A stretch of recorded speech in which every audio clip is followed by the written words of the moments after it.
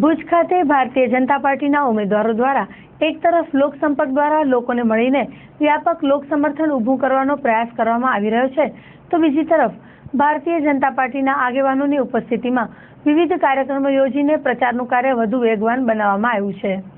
Ward number 4 ખાતે ગઈ રાત્રે જાહેર સભાનું આયોજન કરવામાં આવ્યું હતું, જેમાં શ્રી બાપાલાલભાઈ જાડેજા, શ્રી પુષ્પદાનભાઈ ગઢવી, શ્રી અલી મહમદભાઈ જત, શ્રી રાજેશભાઈ ગોર, શ્રી ઇસ્માઇલભાઈ માંજોઠી તથા અન્ય આગેવાનો ઉપસ્થિત રહ્યા હતા અને લોકોને સંબોધન કરી ભારતીય જનતા પાર્ટીના ઉમેદવારો શ્રી રજાક માંજોઠી, દિલીપ પ્રેમજી હડિયા, મોનિકાબેન ગુંસાઈ તથા હેમાબેન ભાનુશાલીને વિજયી બનાવવા માટે અપીલ કરી હતી.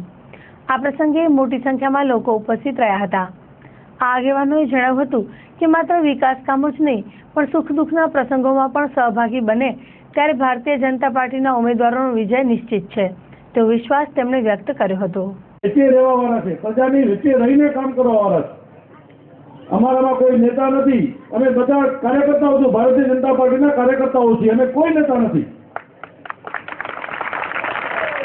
તો કે ભાઈ ભારતીય જનતા પાર્ટીના આજે વિકાસ કરશે તો ભાજપ જ કરી શકશે, બાકી કોઈની તાકાત નથી કે વિકાસ કરી શકે. આપણે